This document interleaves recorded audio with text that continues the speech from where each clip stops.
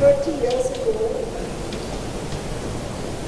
10,950 days ago, there was a great moment in the history of global healthcare, and that was the start of the Apollo hospitals. It was a dream come true for our chairman.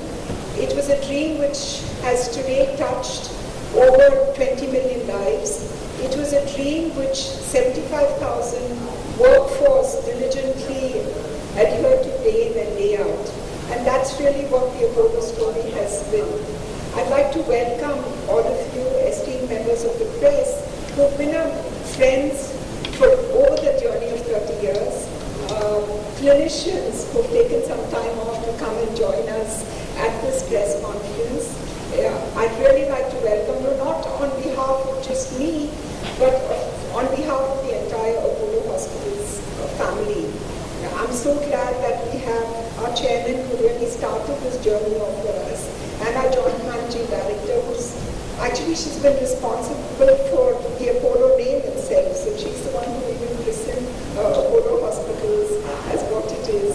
So I'd like to introduce my colleague, my sister, and our joint managing director, Sunita, also for this event. Before we start talking to each other, I'd like to play just a small audio visual which really echoes the sentiments which all of us have and how we work together with the patients, making a difference in their lives.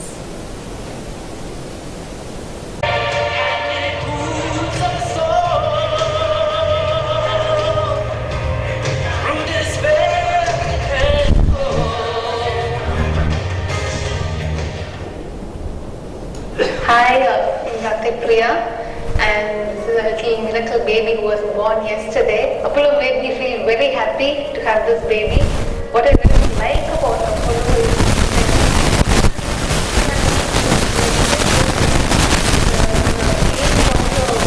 is the doctors, everybody tells us what happens, does not keep us in the lurch, informs us, keeps us making feel very comfortable. Given the latest treatments, that's one thing that I really chose Apollo for. Hi, I'm Sashikala. Apollo doesn't feel like an hospital for me. Vacha is born here. Very friendly atmosphere in this hospital, and I always feel very safe and secure in this hospital. Apollo have very good doctors here. They are very expert in their field, and they take care of us to whatever extent they can. Congratulations, Apollo, for your 30th anniversary. I wish you will continue the same in future also. I think you are doing your best now. என் பொண்ணு dengue ஃபீவர்னால ரொம்ப severe attack ஆகி ரொம்ப கஷ்டப்பட்டுட்டு இருந்தாங்க. வேற ஒரு ஹாஸ்பிட்டலில் இருந்து இங்கே ஷிஃப்ட் பண்ணோம்.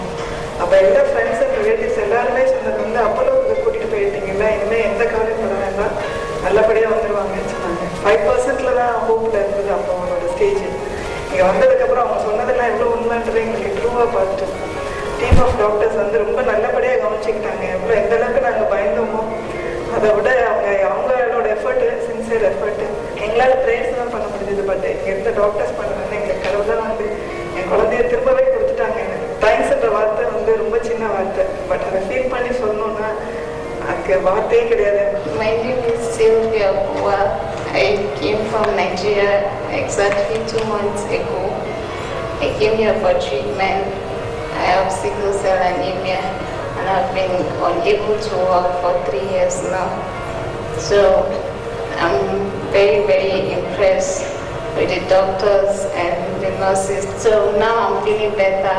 When I was back home, I can't even stretch my leg this way.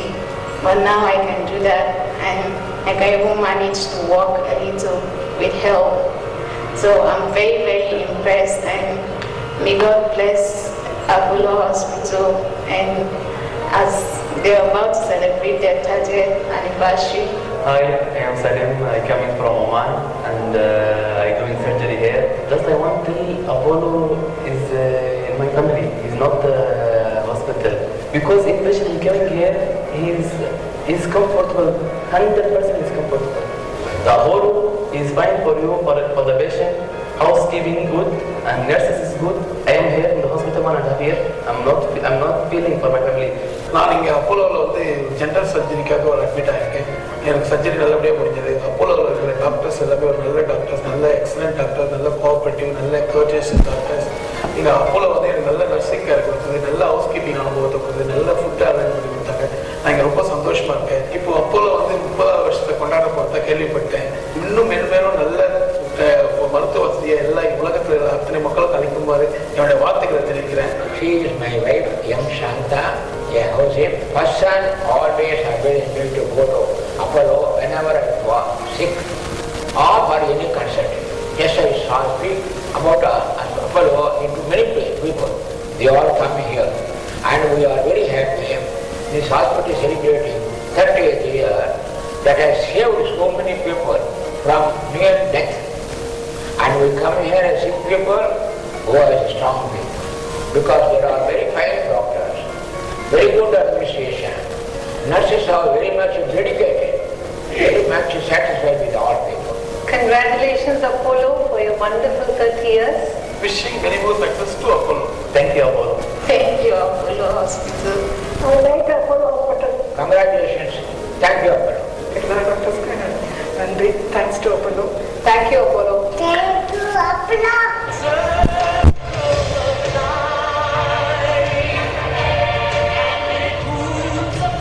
So say thank you to people who are ordinary people from different walks of life who put their trust in us, and I think that is really what is so important about being part of this Apollo family. It's not about numbers, it's actually not even about announcements today. It's just about rededicating ourselves to this mission. You know, we could have had 10 Americans who come to us and who trust us on this videotape. But you know, those are people who trust us and come from overseas. But it's the Indians who really have made a difference, who've shown us that we can, you know, become a global healthcare player. And the person who has really made this vision possible, who's been doing this with missionary zeal, is our chairman, and I'd like to invite him to share what the whole story was all about and what he thinks the future holds, not only for Indian healthcare but for global healthcare at large. And I'd like to invite our chairman to share his thoughts with you in the next few minutes.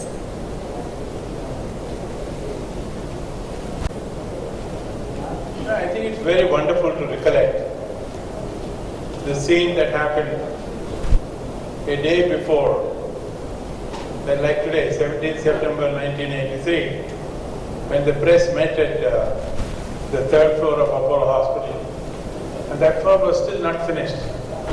So they said, Dr. Reddy, I don't know, first time we were walking into a building which we don't believe is a hospital. It is true.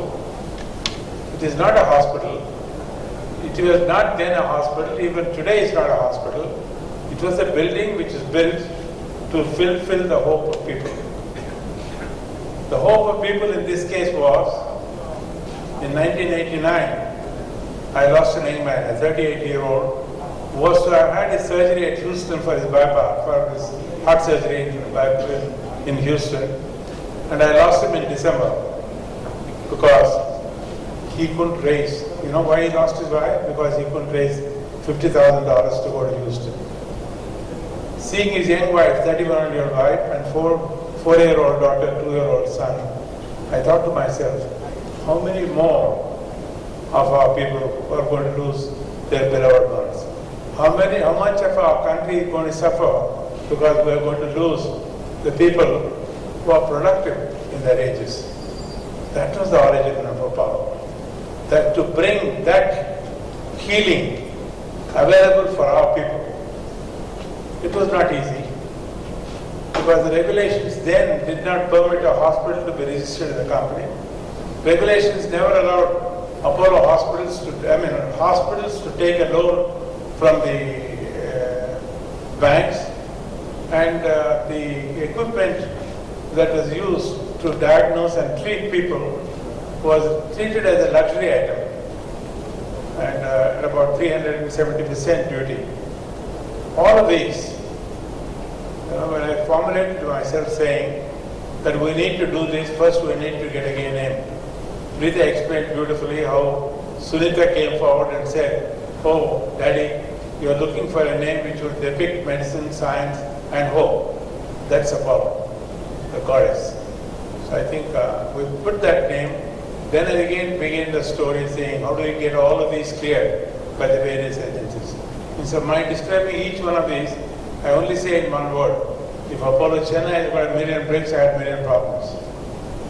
You know, that was in Delhi, that was in then Madras. Everything was new to them. You know, even if I convince a minister or secretary, the undersecretary or the head clerk will say, I don't understand this.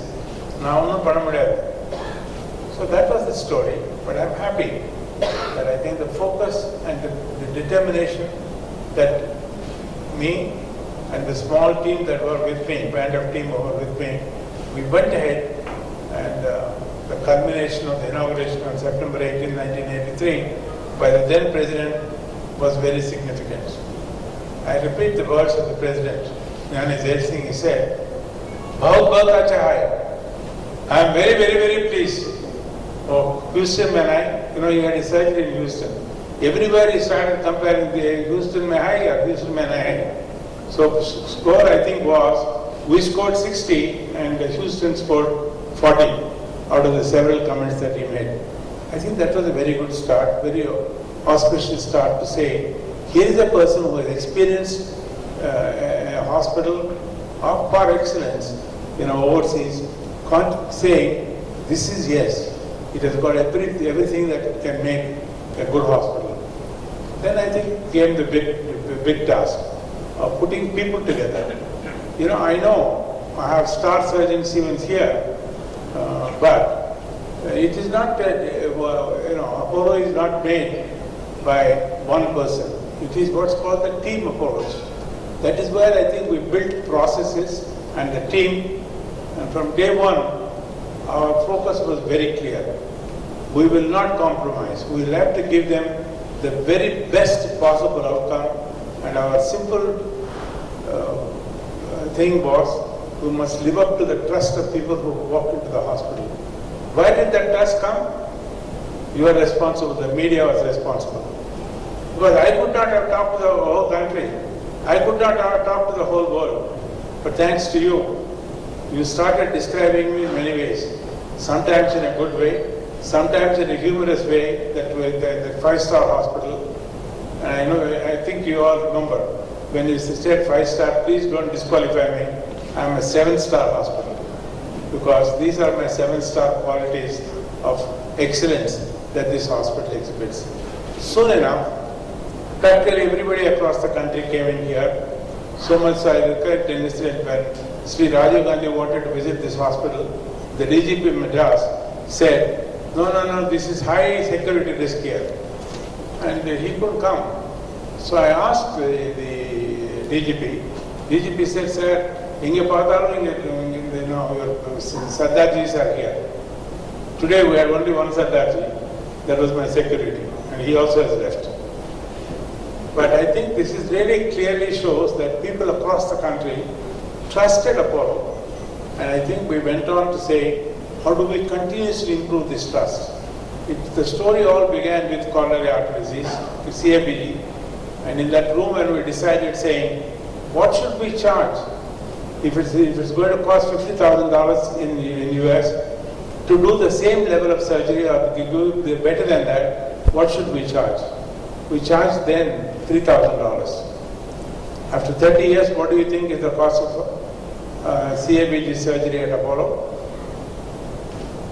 With inflation at the rate of 6 to 15%, it should be perhaps something like to $60,000.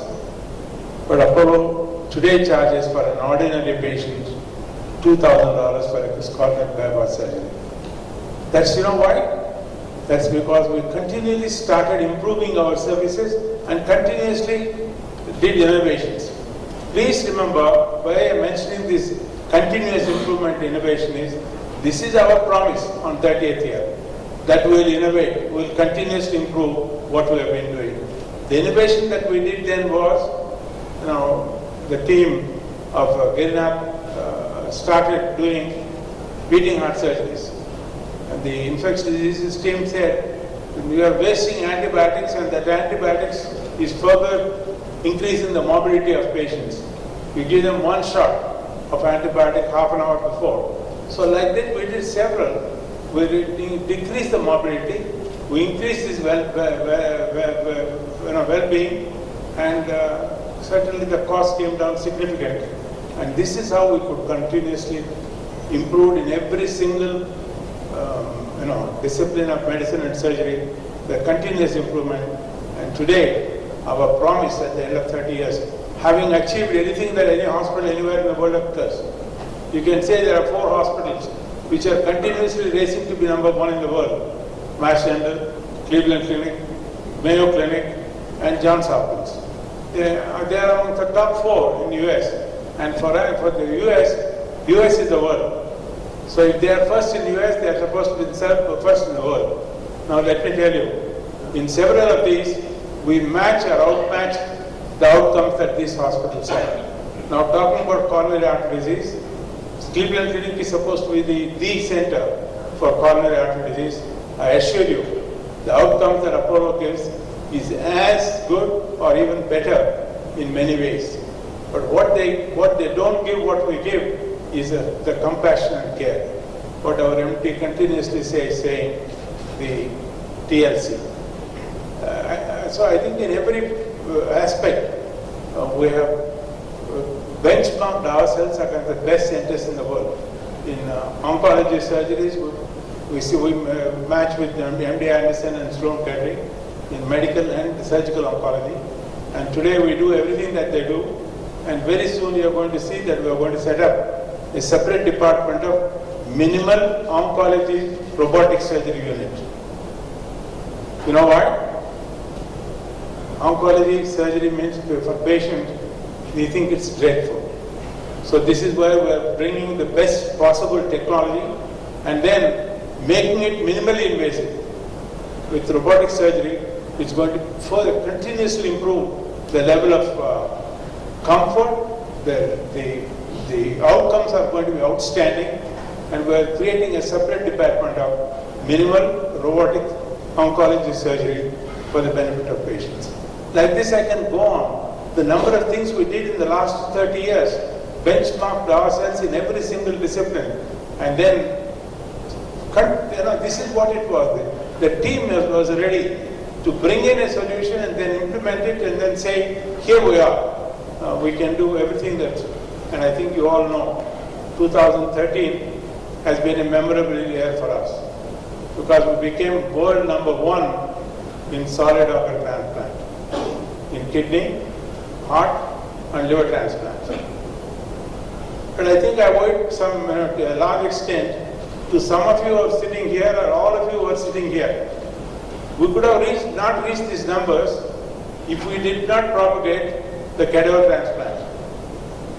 It's you who told people at the times of distress, saying, if the doctors say that the patient is brain dead, after completely, satisfying themselves by doing a flat EEG, and repeating that EEG after 6 hours, that means the patient is dead.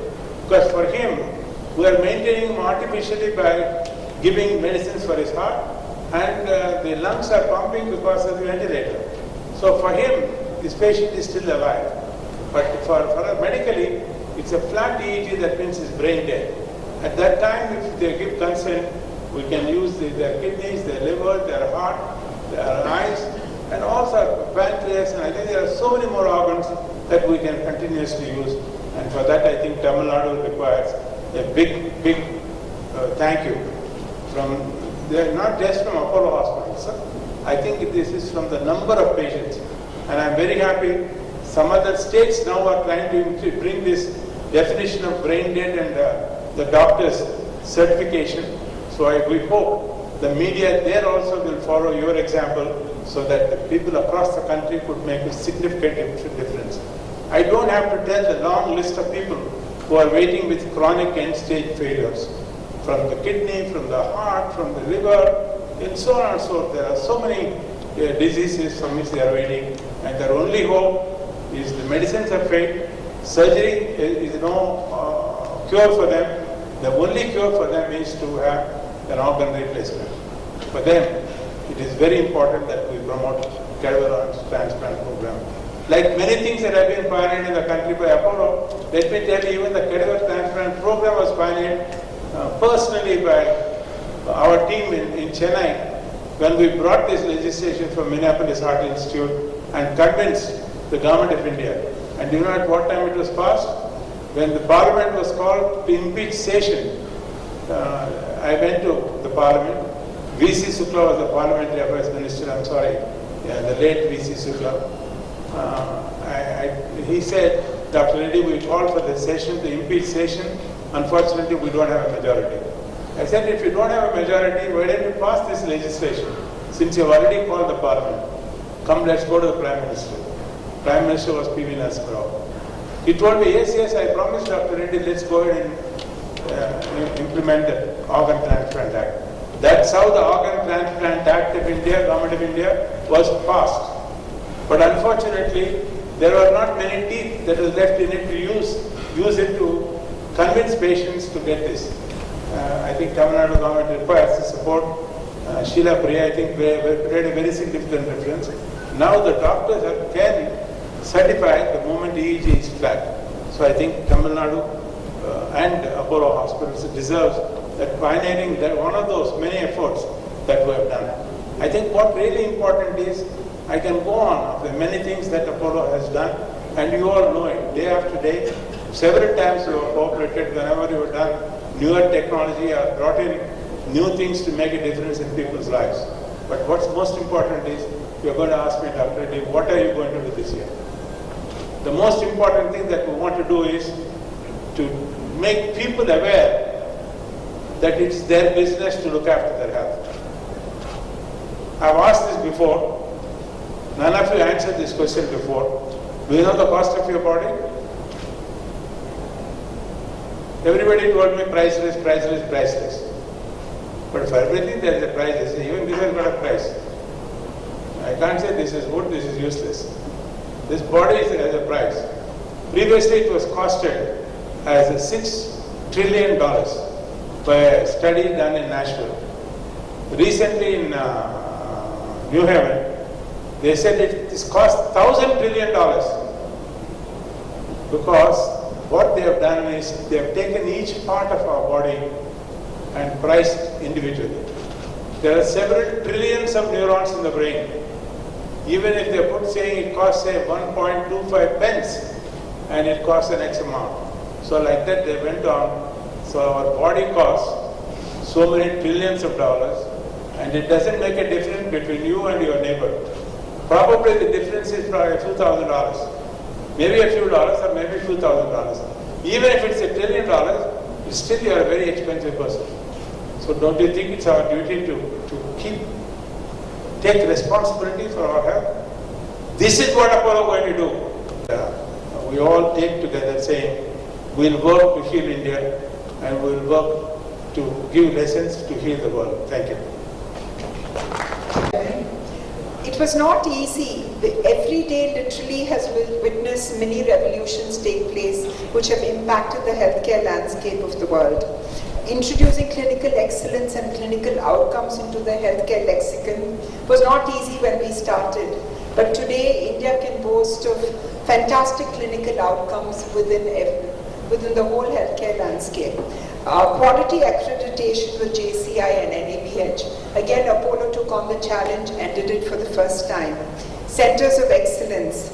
Emergency care and a dedicated number 1066. From that was spun off 108. So we have a robust emergency system within the country. Primary health care as family clinics in the neighborhood. And now we're talking about personalized health checks. The assurance of genuine medicines with branded pharmacies. We can say very, very clearly that not one day has any spurious drug been traded in any one of our pharmacies. Telemedicine and technology in healthcare. Because even today, the percentage of spurious drugs in India is very, very high. Although sometimes they say it's a 10 centers, but the numbers are not scale. Trend is not scale. And then we have telemedicine and technology in healthcare. Every day in India there is a telemedicine consult.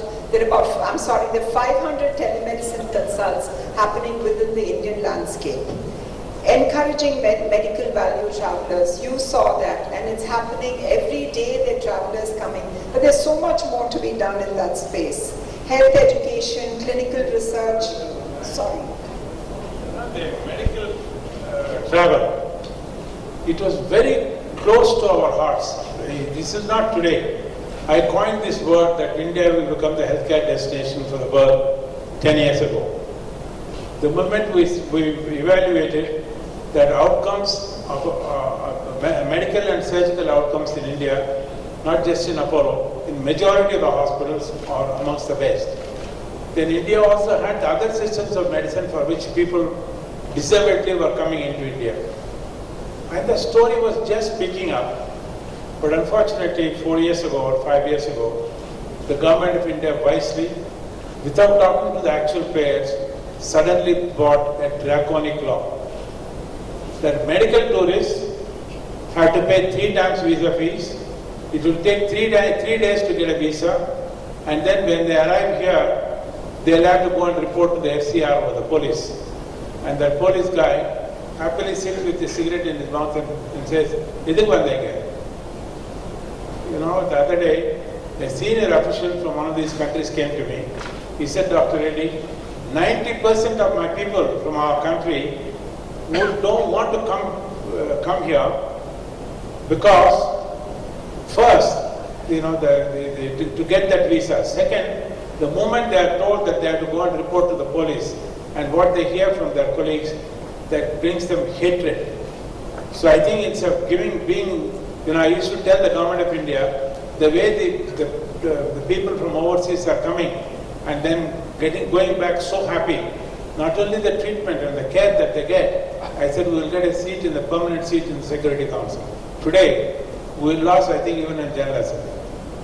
So I think this is a horrible draconian law. None of you have challenged it. I have talked everywhere. What's the use? I can only talk to this hall. But you have got the power of your pen. The media can take this saying, why have they done this?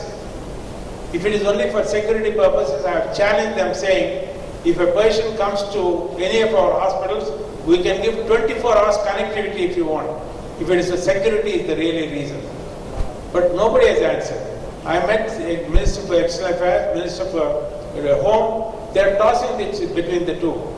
But I want this. If this is answered, please believe me, you have heard of a hospital called Bumagran in Thailand.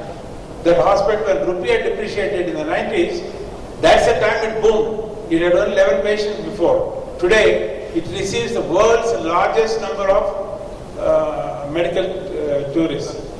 But you know what they do? They don't do even 1/10 of the advanced things that we do. But still people go there, because if you go to the Bangkok airport, there are several hundreds of people enjoying their tea, waiting, they're getting their visas cleared, get into the bus and happy to go to the hospital. Then Singapore took it up, saying it's a great thing and promoted Singapore medicine, spending millions of dollars. Then Malaysia did this. What did we do? When those 3 countries promoted that medical tourism, we put a chopper on that. What a shame this is. I don't know why the discussions took place, whether they come with this reason. No one questioned. But you all question if something happens in some one hospital or one doctor does. And that doctor, I must say here again, my lady doctor gets up at 3:30 in the morning to do a delivery, taking all that personal risk. At 4 o'clock, if there is a major accident, my surgeons, my neurosurgeons, all of them arrive in the hospital, the radiologists, the technologists, all of them arrive. Tell me of one other profession which does this. Don't you think that they deserve some amount of credibility? I think it's a shame. I'm talking just now to Hyderabad. One of the senior delegation from another country came. He said, "Dr. Reddy, my country would love to send 10 times more people to you. Because when we send them to the other countries, first, we spend, 10 times more on the medical expense, but then surgery is not done and the patient dies there. staying 2-3 years. So our expense on him is $2 million. So they would love to send it here, to use the word, would love to send here, but our people hate this business, saying, why should we go and report? You know, a man with a self-respect. I know of a very, very prominent lady in Kuwait. She said, I must get treated only in Chennai, Apollo. I have multiple problems. That's the only hospital will address all my problems. Because when I go to the US, then that guy picks up this one problem and then say, this is what I would like to do for you. I go to another one, it does. But the visa is refused. You know why? Her passport says she has visited Pakistan several times. You know, these are the things that I think we need to seriously question ourselves. Why are we stopping the country back? Why now when we are struggling for dollar, this one? You know what the medical tourism in this part of the world is? Indonesia alone spent $11 billion. Other parts of Southeast Asia spends $4 billion. Africa spends $10 billion. Middle East spends $30 billion plus. So it's $70-80 billion plus. Rightfully, I think India should get majority of this, at least 51% of that. But more than that money that we are talking about, this is the only profession I say. You know, you talked about saying India provided in the last 5 or 7 years 16 lakh additional employments. What happened now in the last 3 months? If they have not lost, they are going to lose that additional 16 lakh employment. But healthcare is the only one which will give millions and millions and millions of additional jobs. And this will be another feather in India's cap. So please take up this issue with the government and come to let them understand. Let them say this is the right time to get this film. They don't have to spend millions of dollars as the rest of the countries have done, because the world knows that Indian doctors, Indian healthcare today is par excellence and cost benefit. Thank you, Chairman. I think that was a very passionate appeal to make a difference, and that's really what Apollo's always been about. It's about making a difference, it's about innovating, having strategies which will impact superior patient care. And I'm so glad that Sunita is here with us, because she's been responsible for so much of the good stuff which is happening at Apollo, and I want her to share her thoughts with us at the podium or here, wherever you're comfortable.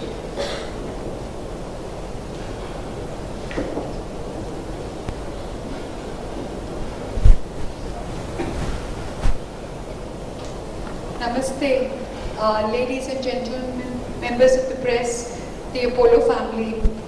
It's very rarely that I actually like to come out and speak, because I feel that the work that we do speaks for us far more than we actually getting up on stage, and especially getting up on stage and making a speech. But I just have 6 small short points that I'm going to make today, because I think Chairman's actually, between Chairman and Rita, they've actually covered quite a bit.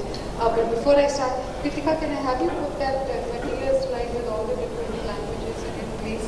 I'd rather look at that than my face. So, just to tell you, you know, like Coke has a secret formula which they believe is a secret to success. I believe that many years ago in 1970, when Chairman came back, he actually discovered that secret formula. But no formula can be successful unless it gives value to the patient. It creates something that the society requires very badly. And I think this is what Apollo did. It came at a time when there was no good healthcare in India, and it provided something of value to each patient. The secret that really took us forward is the ability to scale this, you know, from the single hospital that we started in Chennai 30 years ago, which we're celebrating today, was the ability to scale this and take it on an all-India basis. And how we did that is really the stuff that Chairman Pita and history and health history is made of. What we really did was to balance the interests of all the stakeholders. By stakeholders, I mean the investors, people who became part of the Apollo story, our doctors, the management, and most important of all, our patients. As you know, investors want returns on their stock, they want liquidity, and they want safety. It's actually, when you think about it, it's the same with the patient. They want to see that they return to a healthy life. They want to see that they're in a safe environment, and they want to see that that while they're in that environment, that they're looked after carefully. So, I think we were able to achieve that balance. The second part of that balance is was to marry the business model with the clinical model. And that, I think that it's not only just four sisters and chairman working together. We had such a good professional team that helped us do it. There were doctors and there were management people who really worked together to create a really robust business model as well as a clinical model. And it couldn't, you can't do it independently. They have to exist together. And together we built a value for money proposition, which meant that patients were coming in here and they were going back with good clinical outcomes, and they were able to lead a healthy life. And I think that's why they showed you those testimonials. It's proof that the business model succeeded, but more importantly, it's proof that the clinical model was a huge success. And for that, I'd really like to thank all of our doctors today who were part of this. Many of you will think, what is Apollo strategy all about? And I've been asked this many times. It's clearly to build the quaternary care in Tier 1 hospitals, where we managed to attract the best doctors from around the world, as well as foreign patients, like Chairman said. But it's also to move out into Tier 2 cities and create the type of healthcare that people desperately need. You know that Tier 2 cities contribute to 30% of the GDP. Well, we believe that from this, 40 to 50% of our revenues will start coming from Tier 2 cities. And the growth, and I think Apollo has a first mover advantage in being able to capture this growth. So clearly it's to create clusters in Tier 1 cities that will look after patients, to look at preventive healthcare, and then to move into Tier 2 cities, which we've already begun. As you know, our expansion plan is to create over the next 36 months to create another 2,400 beds, which is really 25% of our capacity. So you can be assured that you will see good top line growth coming from Apollo in the next 3 years. I think at this time I would like to thank all our directors who were part of helping us, who were guiding us through these years.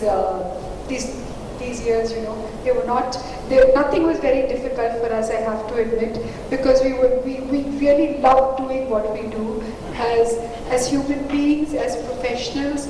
I think we were deeply committed to Apollo. Our heart continues to beat for Apollo every day. And today when we think of 30 years, and they said, come, let's do a campaign. I said, what is this? We're not 30 years old. I don't feel old at all. We're actually 30 years young. And 30 years in the life of a person, you've got the experience behind you, but you've also got the energy to implement innovation. And I think that's what the next 30 years is going to be about. And I'm not going to really talk about the number of beds, because please don't define Apollo by the number of beds we have. As we grow, it is clearly about asset utilization. It's how we marry technology with clinical excellence. It's how we use our assets. And I think the introduction of robotics, etc., it's no longer going to be about the number of beds.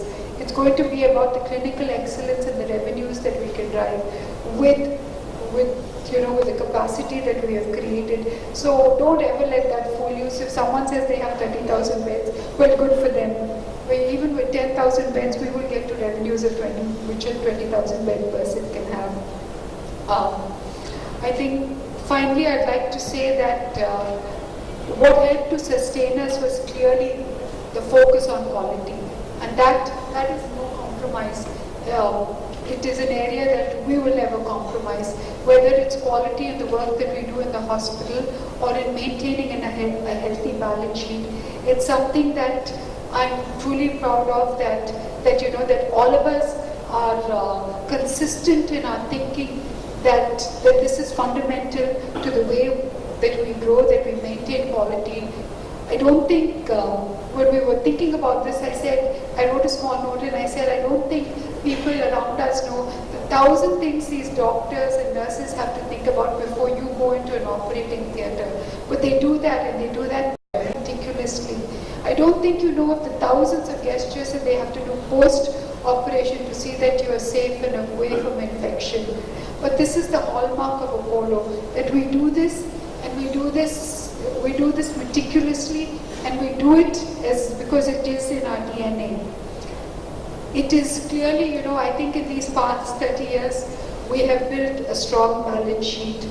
Our endeavor for the next 30 years is to build a strong India and to enhance and enrich the lives of every Indian. And this is truly our signature. Thank you, ladies and gentlemen.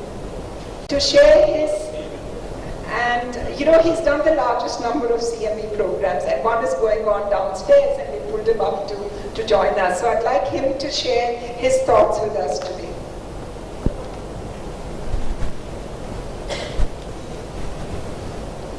Thank you, madam. Whenever I go and give a talk, including the Saturday talk in Ahmedabad, it's usually I start with, I bring greetings from our beloved chairman, Pratap C. Reddy. But here I can't do that one since our beloved chairman is here, and along with him I am thankful to our MD, Mrs. Prita Reddy, and our JMD, Sunita Reddy, for asking me to come in front of you, and I also thank you all for coming and listening to what our success story is. See, it's very difficult to say anything after our chairman's speech, because I've been hearing our chairman's speeches from 1983 onwards. So how they have changed. Then afterwards, what has happened, I started hearing our MD speeches and our JMD speeches. Both are excellent. In fact, actually, there is no way I can say anything. So before I say what is my experience, what I noticed one thing in these 30 years is Apollo and our chairman, both names are synonymous. When I say Apollo, it is our chairman. When I say our chairman, it is Apollo. There is no difference. And in this, when I came 30 years ago, ours was a small hospital and we were small people. But what the important thing was, our chairman chose a rather best faculty, and we had a very small family. We were all together, and now in these 30 years, the growth, what I could see, is enormous, unbelievable, and I don't even feel that it's already 30 years is over. That when I came here, I was young, and even the front launch floor was not ready at that time. As far as the clinical excellence is concerned, our chairman spoke and our MD spoke about expansion, and I cannot say anything about our JMD because I don't know much of financial things at all. But we have far exceeded in our clinical excellence. Our aim is to give excellent treatment as much as they need to the best what they can get anywhere in the world. But that part has been spoken. You all know, I don't think I need to tell. And our chairman is well ahead before any new equipment comes. As a surgeon, when I know, before that our chairman knows. And so by the time anybody thinks in the country that new equipment is here in our hospital. And our Chennai being the first flagship hospital of the group, we always talk about Apollo means Chennai. But of course for our chairman, Apollo means all over the country. And personally I feel the vision of our chairman, in fact in Ahmedabad when I was talking to some of the Delhi surgeons, they said, Dr. Reddy has changed the entire health scenario of Delhi. I said, it's not only Delhi, is the whole country scenario has changed, and other countries are trying to follow us because we are getting a lot of foreign patients as well. They are trying to improve their own medical infrastructure as well. In addition to the clinical excellence, what is important, what is happening in Apollo Hospital is, all of you probably may not know, we do a lot of educational activities. We give a lot of importance because our chairman's vision is we achieve the clinical excellence, but next we have to do education and the research projects. These are very important as we at Apollo are concerned. So we have a lot of educational programs which are going on, which are recognized by the National Boards of Examinations, Ministry of Health, and we do conduct a lot of educational activities in our hospital, and which are approved by the university, the MGR Medical University, and that is not for the sake of any financial reasons or anything, to impart the knowledge to others, because we have got all the infrastructure. Others should learn from our hospital site. And this, how gradually you say, health sector is not an easy sector to run. Health sector is one of the most difficult sector to run because along with the health sector, the medical technology is increasing in a very rapid way. To keep up with the medical technology, I think we are one of the first people to catch up with it. And we have practically, as our MD and JMD have mentioned, we have practically, when we started our minimal access surgery, we thought that was the only thing. Now we have gone on to subdivision called robotic surgery. That is another variety of minimally invasive surgery. From there we are going on to robotic oncology surgery, as our chairman mentioned. Like this, the medical technology, whatever we have, where we were started, where are we now? We are on par with any of the American hospitals presently. And a word about our chairman. I don't think in my life I can come across any other person like our chairman. You always, I remember, when we walk into his house, we come out happily, whether it was negative, whether it was positive. We walk out of his office happily in a smiling face, not in a different way. That type of person.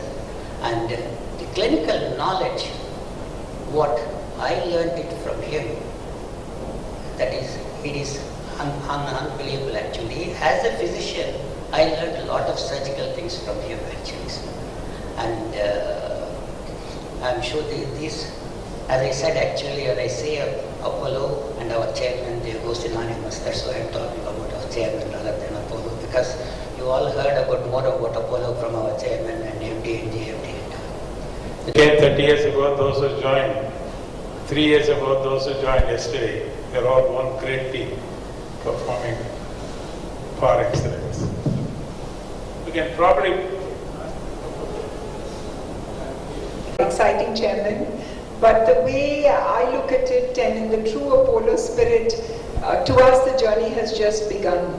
You know, we've learned the art of building hospitals cost effectively, providing cost effective care to our citizens, trying different means of seeing how they can find access, both geographical and financial, by bringing insurance for the first time. But I think the journey is just beginning for us, because when we went back to chairman and said, okay, we're 30 years, and what do you want us to do? He said, find ways and means to keep India healthy. And I think that is why we're seeing a spate of preventive checkup programs. We took it on ourselves now to say that, you know, we're going to screen 30,000 citizens within our reach to see how can we predict the onset of disease, how can we keep them healthy, and then replicate this model to different states in India. So the different thoughts which are coming up, you know, when we turned 25 years, we said the Apollo Reach hospitals is what we will do. We will take the Apollo hospitals to tier 2 cities. We have 10 of them functional now. Now we're trying to see how can we take preventive care to a different level, and I think that is what the 30-year agenda is going to be, so that, when we come up with something new, exciting and productive, people to ask me about competition. I think the world is changing. It's all about collaboration now. And if we can set the first step and do something phenomenal which will impact healthcare for our country, and everybody follows suit, I think that's probably the best thing which can happen in India. So thank you all for supporting us in this journey of 30 years, and I know that you will be our partners for the next 30 years to come. Stay well, stay healthy, because it's our responsibility to keep our country healthy. Thank you all for being part of this. We're open for questions and answers now. Dr. Reddy, haven't you thought that you missed a global journey? You are in Sri Lanka, you missed the opportunity. You were trying to be in London, UK, you missed the opportunity. You were in Singapore, you missed the opportunity. You were in Hong Kong, also missed the opportunity. Maybe you are bidding for something which you couldn't succeed. The 30 years too late, at least you could have had some sort of your foothold in one of the overseas markets where you can serve the. Of course, very later we entered into African regions kind of thing. But some of the markets which we were trying to get into, but which you couldn't succeed. Haven't you thought that you missed the opportunity in those days? I think that's a very good question. Everybody wants, We are proud that Tata's did it, Birla's did it, so many others are doing, spreading and their business overseas. But there is so much of unfinished business in the country. This is our prime responsibility. But I am not shirking the responsibility to give. First, we are giving for patients there to come. But we have never told you the number of doctors and the medical teams who come to India, not for CMA programs alone, but who come for training with us, and we are doing this continuously for at least for the last 1 decade. Today, the telemedicine program, we have at least 50, 60 countries have got the telemedicine connectivity with Apollo, where we not only give medical advice to them, we also run the CMA programs for them. Physically, for us to transplant and then put hospitals there, yes, one day will come. But I think, as I said, we are facing a huge challenge in the country. We need to build 100,000 beds per year for next 10 years. And in that portion, as you know, we have always limited ourselves, saying Apollo will do the tertiary and quaternary care hospitals. That's about 9% of this 100,000. So we need to add that 9,000 beds per year. We're striving to do that. We're now doing 1,000 beds. We probably will step up to 1,500 or 2,000 beds in the years to come. So, but definitely it's not I'm not against. I love to be there because I'll get more money, But what it is, I think, since we started with a vision saying that we will bring international level of care for all cross-section of our people. That means we'll bring the quality, we'll bring the cost benefit for our people. I think what we have not talked about is the philanthropy. We have done the largest number, we never talk about, we've done the largest number of heart surgeries for poor children, more than 3,000. This year we committed we will do 1,000 this year alone for poor children, free heart surgeries. But this is not only Apollo's contribution. There are benefits. In somebody's birthday, he donates 50,000 rupees, which will go towards materials. And Apollo doctors don't charge, Apollo hospitals don't charge anything. So we are doing this program. We have done the largest number of ear transplants for poor children. And I'm glad the Hyderabad team, which has done the maximum, has won the international conference. There is a competition in Bangkok against Beijing and against US. They won the thing, and the conference is going to be held in Hyderabad. So I think we do that. We do a lot for cancer patients. But what we do more is what Preeta said, the screening programs. So we'll continue to do that to see how do we identify, how do we guide people. So I think that's one other aspect, apart from, I took up a little more than what you said, apart from saying why aren't you abroad and make more money. I think Chairman came back from the US to do something for India. That was his first agenda.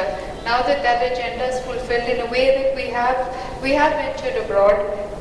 Through our consulting division, we are working on many projects overseas. I think when the time is right, and more importantly, when we start understanding the environment like we did in Sri Lanka, we'll be in a better position to answer that question. But rest assured that it will not only have a clinical impact, but it will have a good business impact when we move in that direction. Mr. You said that like you should, one should not judge you in terms of the numbers, in terms of the beds, but you should look at in a different perspective. Can you just like put more elaborate? Is it because of the module you are looking at it? For example, you gave an example saying that how clinical will be expanded and then it will be, it's more up and so model you're talking about. You can just like brief. Yeah, I think that the way healthcare is changing, and I think Chairman is actually more qualified to answer that, and so is Supreeta, but I'll try. It's the way that healthcare is changing is that technology is bringing about better outcomes with shorter stays. So when we started in Apollo, our average length of stay was 9 days. Today, it's 4 days. So you can imagine that in 4 days we would get typically the revenue that you would get in 11 days. So right now it's because of the quality of technology, the quality of rehab, the quality of aftercare, and the fact that now we're also moving into the home to look after the patient, that the beds don't really matter. It's the use of our assets, how well we use our assets, whether it's screening to give you a good opinion, a good diagnosis, whether it's theatre utilization, whether it's utilization of the beds post and utilization of our people afterwards. I think the whole connectivity has been handled really well, so it's changed the way you look at healthcare. The presence now and what is the local like maybe down there. Having said that, you are looking at 2,400 beds next 3 years. What will be the size is the bed will come from rural cities or tier 2 cities or maybe the 1,300 beds, 1,200 beds are actually in the tier 1 cities where we have this, we have a cluster approach. So we have set up hospitals. For example, in Bombay, we've set up in Jayanagar and we're setting up another one. So it is to do the community hospitals and a quaternary care hospital in tier 1 cities. So we'll cover the whole city. And then to move into tier 2 cities. So it's 1,200 beds, which we consider in a way a brownfield because we're very well established in these cities. And then it's moving into tier 2. So 1,300 of those beds are in tier 1 and the balance are in tier 2 cities. To tier 2 cities and rural areas, there will be quite an impact on your financials. So you might have to be cost effective, and I've heard that the strategy is to be a cookie cutter model. So your expansion would be wide, at the same time it wouldn't be capital intensive. So can you please elaborate on that and how you plan to achieve this? Yeah, I think ours is a very balanced growth strategy where we invest more per bed in the city, and it's actually half the cost when we move to tier 2 cities. So we balance our return on capital employed. Our benchmark return on capital employed is we should in the next 5 years touch close to 19-20%. Currently it's trending at around 14%. But clearly, the tier 2 cities present an opportunity where there's a faster return on capital employed because their break-even is much faster and they reach positive EBITDA within 18 months. So it's a calibrated strategy where you're growing in tier 1, which is capex heavy, and you're growing in tier 2, which is capex light. But You said 40 to 50% is the tier 2 revenue contribution currently. no, I said it will be. When we finish the expansion, it could. I said 30% of GDP is actually coming from tier 2. And it's in line with the Apollo strategy, so that by 2016, 30% of our revenues and definitely our profits will come from tier 2 cities. Currently, I'm sorry, I don't have that figure currently. Final question for our chairman. Chairman, as an Indian and as a doctor, what is your vision for, our country's healthcare? Because I think you're always setting the vision, you're always setting the leadership and the trend. So maybe if we can pick those thoughts up from you, we can carry on and do much more, and you can keep us running the way you've done all these 30 years. Nita, you always have the last word. So I think it's nice for all of us to realize health does not just affect individuals' health. It affects the national economy. It severely affects the growth of a country. So I think this has to become a top priority. As an Indian, I would say that the health should get this overall recognition, and then we need to frame policies and thought processes to bring how can we make India healthy. That's the most important wish I would want as an Indian. Not because Apollo has done all of these, but I told you the burden of NCDs, if that's going to be that severe, as an Indian I would like to see how do we overall ramp the whole thing and make India healthy. Thank you all. True Apollo hospitality, we'd like you all to join us.